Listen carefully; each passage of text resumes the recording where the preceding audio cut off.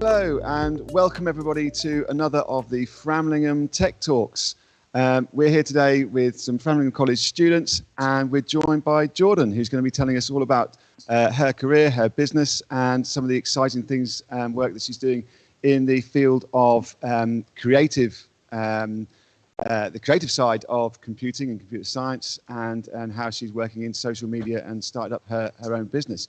So without further ado, I'm going to hand over to Jordan to tell us a little bit about herself. Hello, Jordan. How are you? Hi, I'm very good, thank you. How are you? Good, great, thanks. And thanks ever so much for joining us today. Thank you so much for inviting me. It's awesome.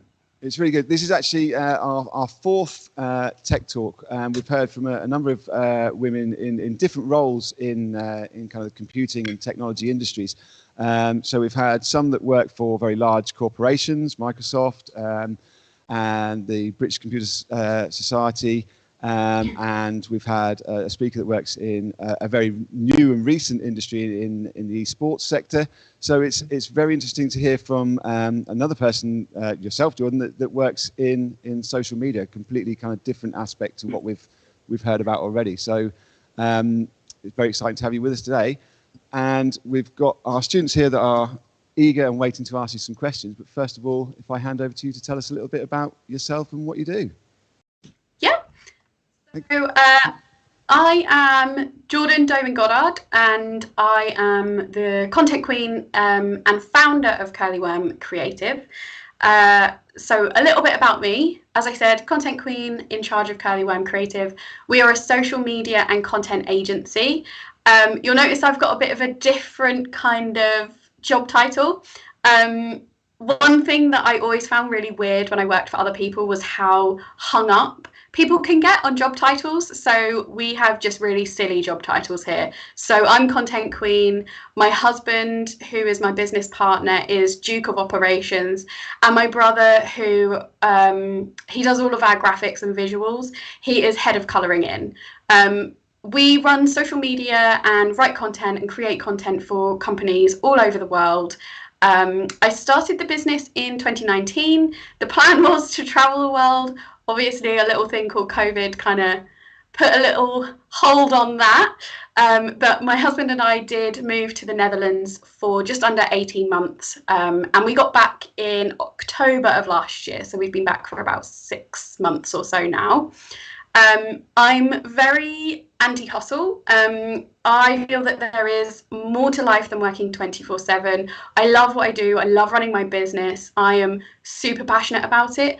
But I know from my own experience and from when I first started the business that working all the time is just not going to be good for you, and it's not sustainable. So I'm really all about the work-life balance and making sure that our customers have everything that they need and we have everything that we need for our own social media, but then we also have a very healthy dose of fun and chill time on the side. One of my favorite things about running my own business is that I get to bring my brother and my husband along for the ride. The business started in late 2019, and then my brother came along. He joined the business in January of last year, and then my husband joined in November of also last year. So it's really cool that I get to work with two of my favorite people in the whole world, and it's a really nice little family business. Sometimes it can be tricky, but on the whole it's brilliant. So a little bit about what we do. So we do social media management, copywriting, and bespoke graphics. With the social media management, we create captions, we create video content, we plan and schedule people's content for them, we post for them, we engage for them, we do all of the stuff that they need to do for their own social media so that they can have a really good presence, but without spending hours and hours doing it themselves. That's something that a lot of our clients tell us. I had one lady who literally cried on our discovery call because she was doing 8 to 10 hours every single week on her own social media. And she was like, Jordan, I just can't do this anymore. It's completely unsustainable. So we took over, we do it all for her. We have lots of other clients that we do it for as well. And we give them what they need without them feeling super burnt out and overwhelmed. Because like I said, I'm not about that life. something that's really important for the social media management. It's not just all writing stuff and creating pretty graphics. We do analytics as well. So every time we trial a new type of content, or we bring on a new client or anything like that, we really look at the numbers and we see what they're telling us and see how we can tweak what they're already doing, or if there's anything we need to just put straight in the bin or whatever it is. So that's a really important part of what we do. And then we have the copywriting. So that's mainly just me, although my husband has started doing a little bit of that too. We write blogs, newsletters, usually emails, because I don't think anyone sends out a paper newsletter anymore, or very few people do. Some people still do. And also articles, and we also write websites. And those things typically do go hand in hand with the socials management, because obviously there's quite a lot of overlap. It all falls under the heading of marketing. And then finally we have the bespoke graphics, which obviously sometimes plays into the other two as well. And mainly that's the part that my brother and my husband look after. So we create infographics, which are basically the really in-depth images that you sometimes see with tons and tons of information on them. It might be lists, that kind of thing. We create reel covers, which obviously go with the video content that we've created for people's social media. And we create the carousels, which are those multi-image posts that you might find on Instagram. Typically, they tend to have a lot of carousels on them. We also obviously do like quote posts and single images and that kind of thing. So those are the three things that we do. And it's really cool to see some people have all of them. Some people we just do their social media. Some people we just do their graphics. So people can kind of pick and choose what they want from us and how much support they need. So when Jamie asked me to talk about my career path, it's actually a bit of a weird one, because I wouldn't say I have a typical kind of career path into doing what I'm doing. So I went to uni. I got a degree in history, of all things. God, it's been almost 10 years since I left uni, which makes me feel very old. But I came straight out of uni, didn't really know what I wanted to do, couldn't really find any graduate schemes or anything like that interested me. So I just went back to waitressing at this cute little coffee shop that I'd been waitressing at before I went to uni. And it was really cool, and I loved doing that. I did that for a few years, actually, while I figured some stuff out. And then I went and worked in wine. I worked for one of the UK's biggest wine retailers. I got a qualification in wine. I learned loads of new stuff that I would never have thought that I would learn. And I really loved it. But there was no career progression for me. It was really competitive to get into a management role. And I tried several, but it just didn't happen. And I started to feel quite undervalued. So then I decided to move into recruitment, which was similar-ish to wine in that it's a sales role, but was really intense. It taught me loads of things that I've been able to bring into what I do now, but it was also a very different environment and very intense, like I said, quite cutthroat. And I was quite good at it, but I wasn't incredible. It wasn't the thing that kind of lit me up. I didn't love it to pieces. And I actually stopped doing that because I got a little dog. And I wanted to spend more time with my dog, would you believe it? So then I left that and started working for the local Chamber of Commerce, running their events and looking after their members, as well as doing a few other things. They had like 900 members and there was only 12 of us who worked there. So it was one of those places where like everyone did a bit of everything. And that was really awesome. That taught me loads of stuff about marketing, running events, organization, and that kind of thing. Then I met my husband. Well, obviously he wasn't my husband at the time, but I met my husband and he wanted to move to the Netherlands for his work. And he was like, do you want to come? And I was like, well, as long as me and the dog can come, then absolutely count me in. So I wanted to do something where I don't speak Dutch. Well, I speak a very bad small amount of Dutch. But at that point, I didn't speak any Dutch at all. So I wanted something where I could go with him, but still be doing something that I really enjoyed and something that I was really passionate about. And it was actually a colleague at my events job who was like, hey, you're really good at writing. Why don't you do writing? So I started Curly Worm Creative as a way to, like I said at the start, travel the world, do something that I loved.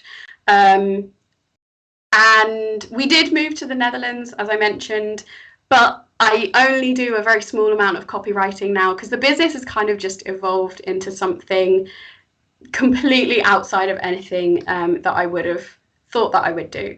So if you take anything away from this, let it be that it is okay to try new things and to be brave enough to suck at something new. Like every time I started one of those jobs, I didn't really know anything about what I was getting myself into. And it's only really now running Curly Worm that I'm like, oh, okay, I understand this. I can get my head around this. And actually, this is the longest that I've ever worked for a company. Obviously, it's my own company, but that just shows you, like, once you find your thing, that's it. You're in that thing. So some highlights for me is I worked with this really cool TikTok famous curl coach. As you can see, I have curly hair, so I was super excited. And I didn't even know that being a curl coach existed until I met her. So that was really, really cool. It was really nice to get to know her, and she taught me some really cool stuff about my own hair, and also how, even though you might not think it, how one small aspect can make a huge difference. So she literally was just like, she also obviously had curly hair, and she started her business because she was really fed up of trying to control her hair by straightening it. So she was like, well, there must be other people in the world who are also struggling with this. And she started on TikTok, and now she's got like hundreds of thousands of followers all over the place. So you never know. We also worked with the world's largest marketing membership. They have over 30,000 members across the world. And I accredit a lot of the business journey that I've been on with Curly Worm to them. So when they asked us to get involved with their social media, I was absolutely elated. I was like, oh my goodness, yes, where do I sign up? Like, how can I make this happen right now? So that was really, really cool. Another positive and another highlight for me was writing a James Bond fan fiction. Obviously, that was with my copywriting hat on. I'm a huge James Bond fan, probably as a result of my dad also being a huge James Bond fan. So that was one of those things where I just saw it pop up, the opportunity to do it, and I thought, I've never done anything like this before, but let's just see what happens. So I met with the guy, met with the agent who was, commissioning the piece of work, and yeah, it happened. I wrote it. He was really happy. I think it's out in the world somewhere, but I'm not really 100% sure where. But that was like it didn't pay a lot of money, but I was like, this is a goal, like a real kind of career defining thing for me, which is probably really sad. I also worked with a DJ and backing singer who is based in Switzerland. She's worked with some really, really big names herself. And she just wanted a hand promoting her own stuff on social media. So I ran through a whole course with her. I worked with her for like 2 months, just putting the foundation in, helping her figure out her audience, visuals, what kind of tone of voice she should use, and all of those things so that she can promote herself even more. And she actually got added to a Spotify playlist by Spotify for her thing. So she's called Phoenix Music, if you want to look her up. And yeah, that was really cool because I kind of felt like I helped make that happen a little bit by getting her a bit of exposure. So that was really cool. And then obviously a massive daily highlight for me is being able to hang out with my 2 little dogs. So the small grey one is called Teddy. He is the one that I had when I met my husband. And then the bigger one is Kenny, and he is the one that we got together. We've had him for a year now. And yeah, I love being able to hang out with those guys. I love being able to hang out with my husband every single day. We literally work in like one office together. So we're literally together like 24/7. And then, like I said, my brother also works for the company. So I love that I just get to do whatever I want with my 2 best people, and also hanging out with my dogs. So I think that something that I think is really important is it's okay to try new things, and everything that I do, I try to do it to the best of my ability. So wake up, kick ass, repeat. Some days you're going to have a really good day, and some days you're going to have a really bad day. But that doesn't mean that you throw it all in. Running your own business is not easy, but I honestly couldn't imagine doing anything else now. And I love that I get to work with so many really cool people all over the place who I would never meet if I did a normal job working in an office for someone else. So yeah, this is I wouldn't really say it's a mantra, but it's like, yeah, let's do this. So that's a little bit about me and the business. If you want to have a chat, you can find me at these places. So we have an Instagram profile, a Facebook page, although who looks at Facebook pages, and a LinkedIn page. I'm also on LinkedIn for my personal profile, or you can send me an email. Maybe don't look at the website just yet because we're getting a new one. And that one's quite old and very, very pink. But in like a month, you can look at the website. Okay, brilliant. Thanks, Jordan. So there's lots of really interesting things that you've done there, and something that's a kind of theme that's emerging from all our tech talks is really just about putting yourself out there and being brave, not being scared to try things new and really go for new experiences. So if I hand over to our students now with some questions. Hi, I'm Izzy, and I have a couple of questions, and one of them is, what are the top skills you think you need to run your own business? That's a really good question, actually, and it's very nice to meet you, Izzy. So I would say the top skills that you need is confidence, and really, really feeling like this thing that you're doing can work. So I'm very lucky in that my dad has always run not always, but he ran his own business from when I was quite little. So I kind of saw like how difficult it was. When he first started, he ran the business, and then he also worked nights to kind of keep the money rolling in, because obviously, you don't just start a business and then people start paying you money. Unfortunately, you have to get those people to start giving you their cash. I would say, like, yeah, you have to have confidence. And also for me, I started the business just before COVID. So things were actually going really, really well. And then there was about 6 months where I had no clients. And my husband was like, do you think you can make this work long term? Is this just like a COVID related blip? Or do we need to like maybe look at doing something different? And I was like, no, I absolutely know I can make this work. If you're happy to support me for those like 6 months or so financially, because obviously, unfortunately, you have to live indoors and eat food, then I was like, I can absolutely do this.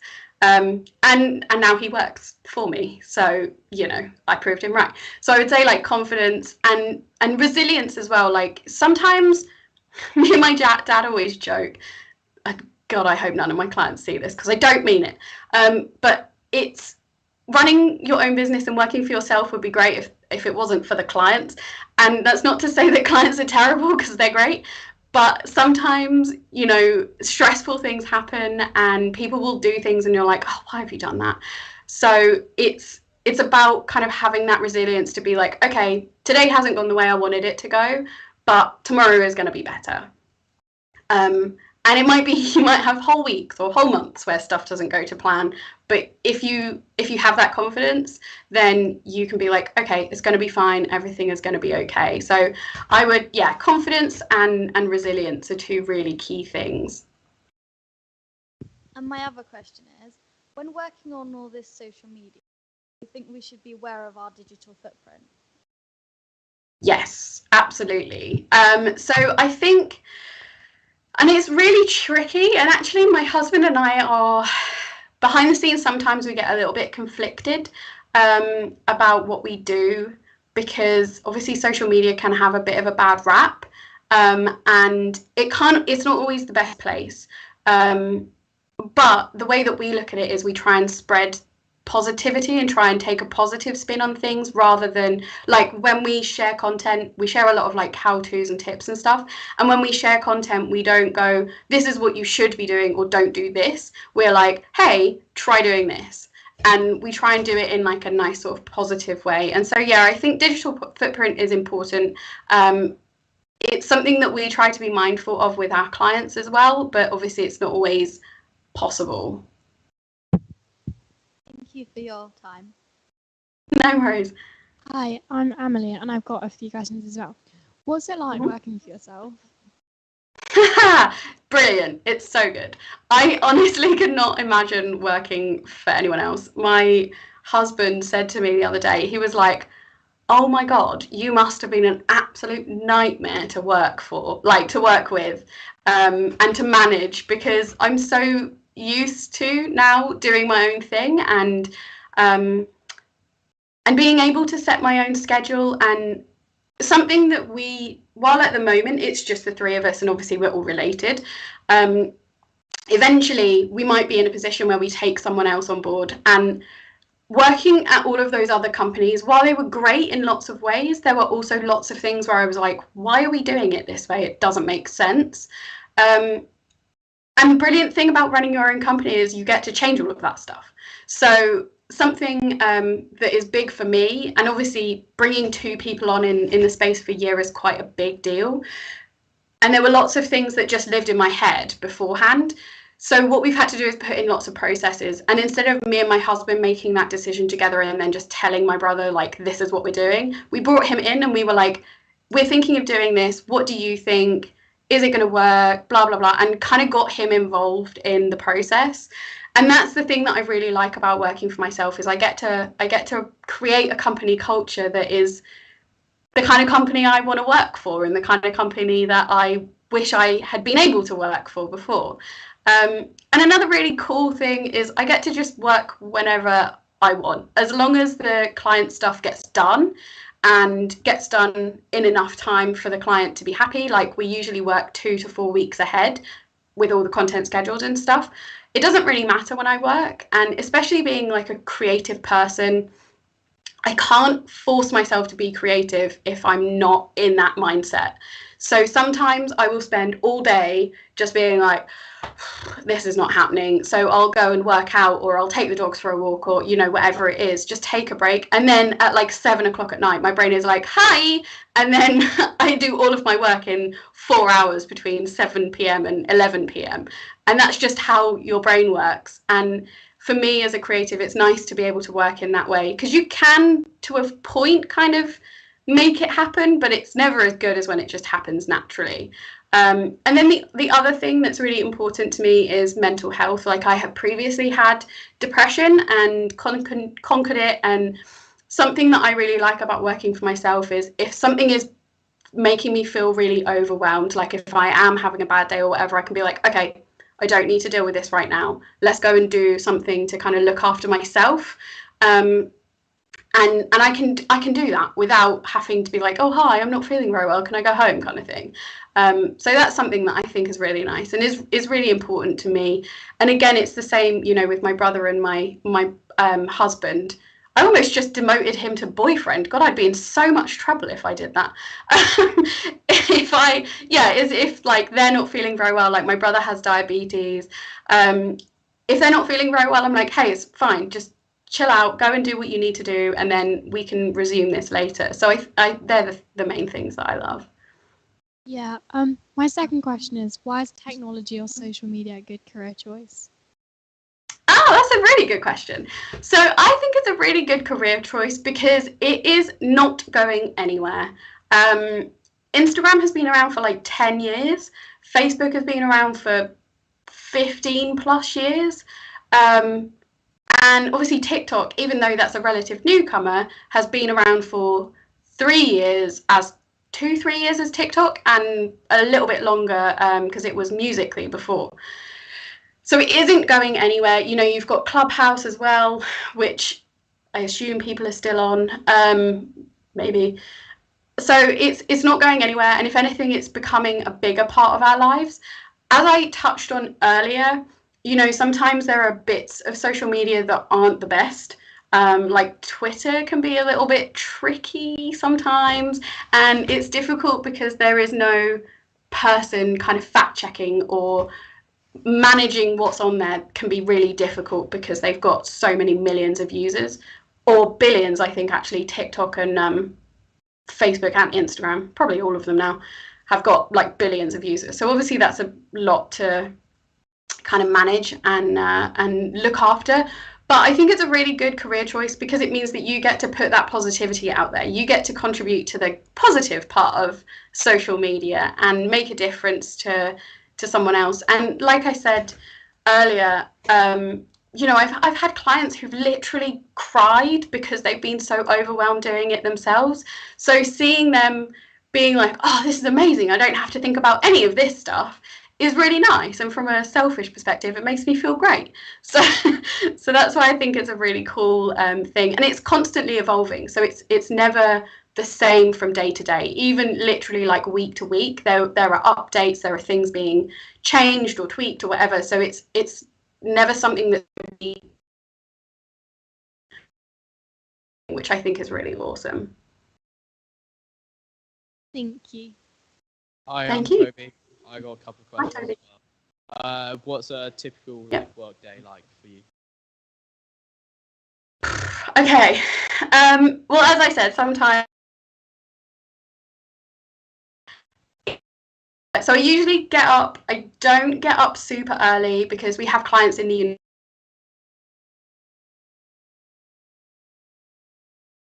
this behind us is like 6 hours behind, so we have to be open a bit later, which then means that we start later. So usually I get up early, I work out, have my breakfast, blah blah blah. We start working usually around 10, so I will do emails, respond to anything that's come in overnight, because like I said, you know, US clients, sometimes they'll send me things and I'm like, oh, it's like 2 a.m, but it isn't, it's like normal time for them. So answer any emails, do that kind of thing. I spend a lot of time writing captions, doing research into particular topics or trends or something that my clients can use to make their social media better. We have a policy where we try out new things on our own social media first, and then if we see that it works, then we roll it out for our clients. So we usually do something like that as well, you know, kind of looking at things that we can try for ourselves. And then usually around like 12:01, I'll have some lunch, maybe walk the dogs. We tend to take quite long lunch. So there'll be like 2 hours in the middle of the day where we just like have food and take the dogs out, because when you're being creative, you need to get out of this space. Usually we have a couple of meetings as well, like catch-up meetings with people to see how they're doing, go over the analytics with them, make sure that they're happy, because that's the most important thing. Obviously, unhappy people will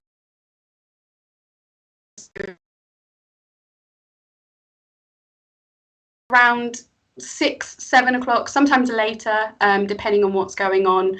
And that's it. Yeah, it's pretty chill. I try and keep it as relaxed as possible. I also work 4 days a week, so I always take Wednesday off, because I think that's really important for mental health, and especially being a creative person, I have a tendency to like just get really stuck into something. So it gives me that time to kind of take a breath and get that creativity going again. Yeah. One more question. What do you enjoy most about your current role? The flexibility for me, definitely. Being able to work on things that I'm really passionate about. We work with all sorts of people from all over the world, and it's not just in one particular industry. You know, we work with coaches, we work with a lady who creates spice blends, which is really cool. She's coming over to the UK in I think a few months, so hopefully she's going to send us some, because that would be, I'm really excited to try those. We work with pet supplies, industrial, all sorts of different people, and that's the thing that I really like, is the flexibility to work sort of when and where I want. As long as I've got my laptop and an internet connection, I'm golden. And also being able to work with a variety of different people. It never ever gets boring, always kind of working on something new. And actually, so weird, but my favorite client, I think, or at least the most soothing client, we have this client who sells bird supplies, and I love writing about into this like weird little bird trance. I'm like, oh, this is really soothing. So yeah, that's my kind of that's my favorite thing, I think, is the flexibility and the variety that you get too. Thank you. Thank you. Hi, I'm Sophie, and obviously there is a big gender gap in technology and the industry. I'd like to know, why do you think there is such a big gender gap, and like, do you think this is possibly to do with like the stereotyping of it? Yeah, so that's a really, really good question. I think that I think there are a couple of reasons why there are not more women in tech and in this kind of industry. So first off, traditionally it's been very male dominated. Even in marketing, you have, oh God, you're probably too young to have seen it, but Mad Men is about a marketing agency. Yeah, some people are nodding. Okay, that makes me feel less old. So Mad Men is about a marketing agency, and it's set in like the 60s, I think. I haven't seen it, but and it's all men, and all the women do is bring them coffee, and they're all secretaries, and that's kind of how it's always traditionally been. Even if you look at the likes of Ogilvy, who are a massive marketing agency, it was founded by a man, and had men at the head for a really, really long time. It's much better now, and I think that's the problem, is it becomes an issue of, oh, well, we've never seen a woman do it like this before, so, or we've never seen a woman be successful in this role before, so what makes you think that you will? And it's like, well, the reason that you've never seen it is because you've never allowed it to happen. And there is a lot of stereotypes that go on as well, where, you know, people think that women are more caring, or, you know, are better suited to like nursing or something like that.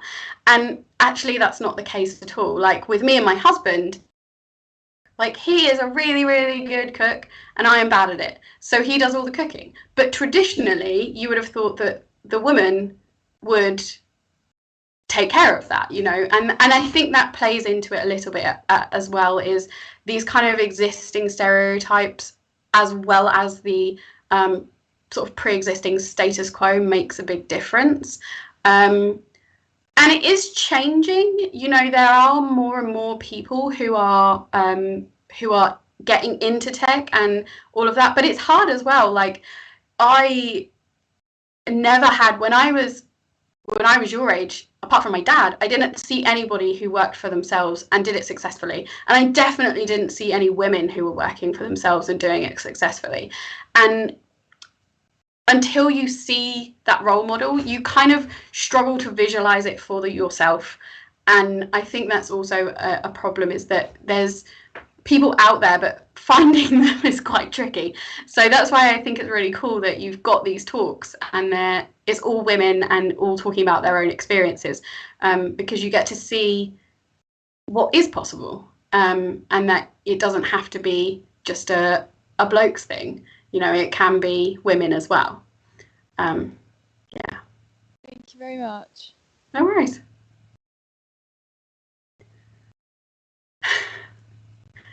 Brilliant.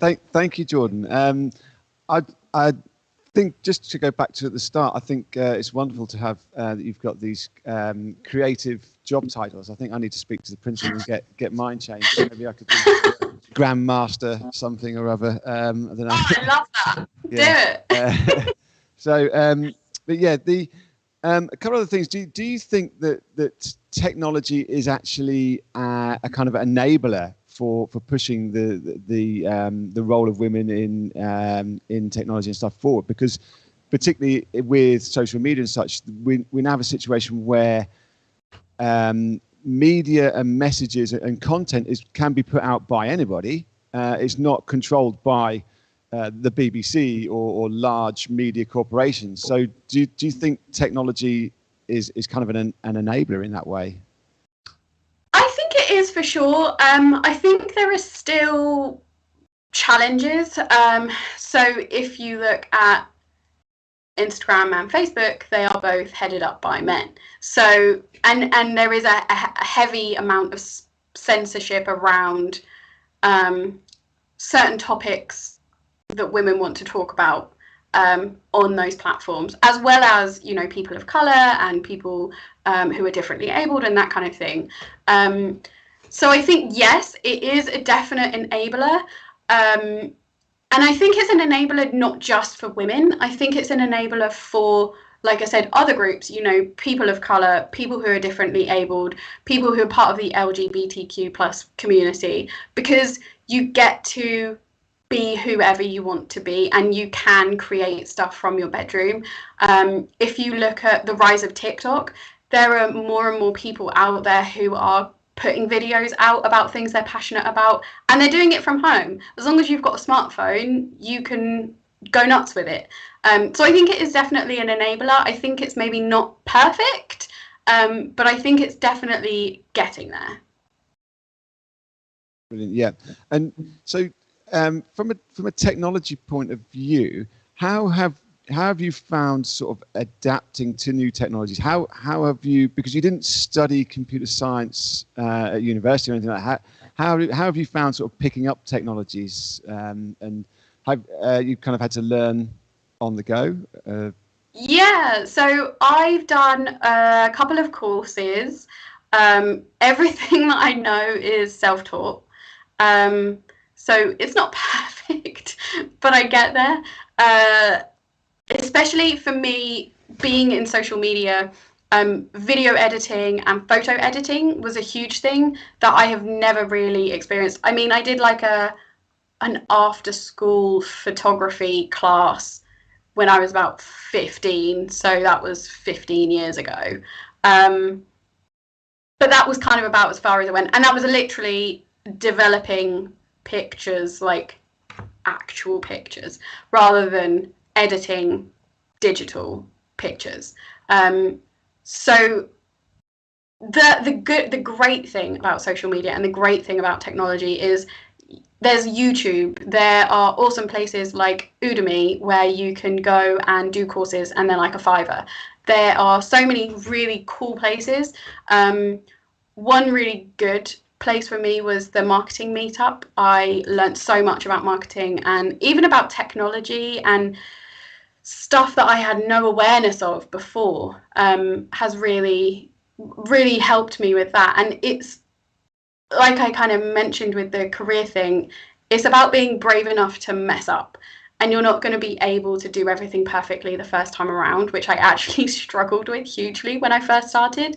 But now I'm like, right, let's just try this thing and see what happens, and then we're good to go. And like I just said, you know, as long as I've got my laptop and as long as I've got my phone and an internet connection, I can do what I want to do wherever I am.